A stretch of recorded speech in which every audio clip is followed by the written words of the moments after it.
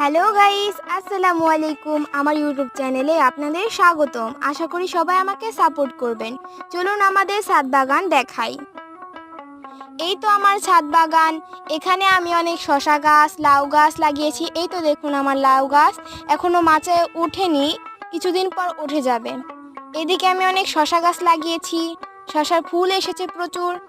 আশা করি ফলনও ভালো হবে। এই তো আমার শসা গাছ, এখানে অনেক জালিও এসেছে।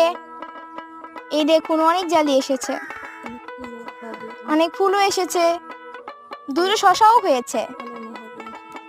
আশা করি আরো ভালো ফলন আসবে। এই তো আমার শসা, 3টে শসা হয়েছে মোটমাট।